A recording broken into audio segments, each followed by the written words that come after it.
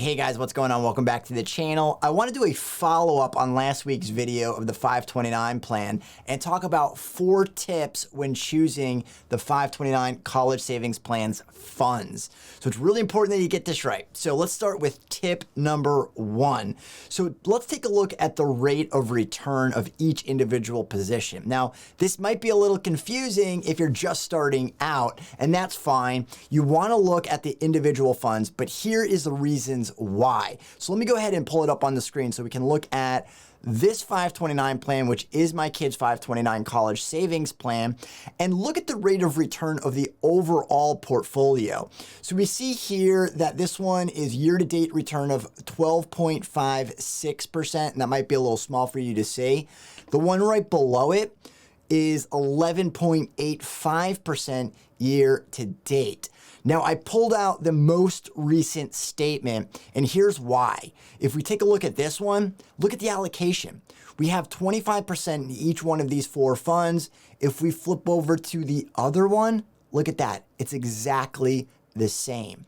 So the reason there's a difference there is because the way they're doing the calculation for the rate of return, also known as a personal rate of return or the internal rate of return, or in this case, it's showing including cash flows. So the timing of it is very important when you're looking at this type of rate of return. I personally don't like looking at that rate of return or that type of calculation because it's not really telling us how the investments are doing. It's telling us how the portfolio is doing. And you might think, well, isn't that what the whole point is? I want to know how well I'm doing. Well, think of it this way. If you're looking at a performance report, you're probably thinking, should I keep these funds or should I make a change?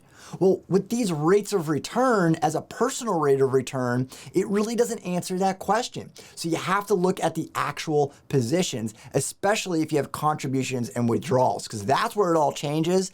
And that is the reason why those two performance reports are a little bit different, is because they have different timings on the cash flows. I'm putting in different dollar amounts at different times for each one of those 529 college savings plans. So if we go to here and we look at the actual positions relative to the S&P 500 here, I'm just going to get rid of the S&P really quickly. We could see that they've all performed better than what those rates of return are year to date. Actually, quite a bit better, 21, 22, and 28%. And even the 14% for the worst performer.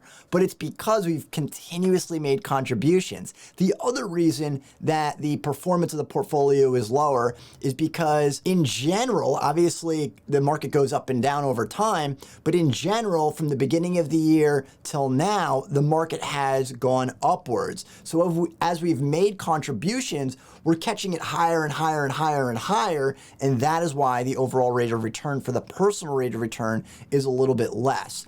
And this also affects if you're looking at other portfolios and considering whether or not you should make those types of changes. So it's really important that when you're looking at this, that you're looking at the individual positions, or if you do have access to more information, that you're looking at a time-weighted return. And that would remove the effects of contributions or withdrawals. Tip number 2 is looking at different time frames. Now, this might seem pretty apparent that you shouldn't just look at 1 month performance or 1 year performance, but a lot of the reports that you get are usually like 1, 3, 5, and 10-year rates of return.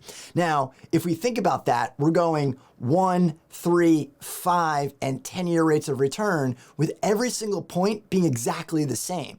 So if one of those positions did really well in that 1 year, that gets averaged into all those other rates of return. So it really doesn't tell you the whole story. So if one fund just had a really great year, then it's going to look really good over different time frames. So let's take a look at this really quickly. So if you look at those same positions that I had in the 529 plan, year to date, we could see that the DFA small cap is the top performer of these four funds. But if we look at the 1 year, it's kind of the same thing. And then in the 3 year, you see it falls to 4th place.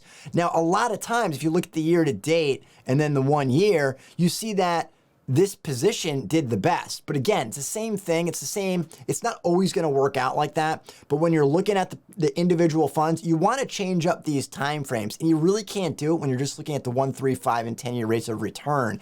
So you might actually want to mess around with the dates or look at each individual year. So sometimes they'll list it as what it did in 2020, 2019, or 2018, and it gives you more information into the fund's performance. So look a little bit closer rather than just looking at the 1, 3, 5, and 10-year rates of return. Tip number 3 is looking at the right benchmark. So let's go back to the screen yet again and take a look at these particular funds and include the S&P 500 in here.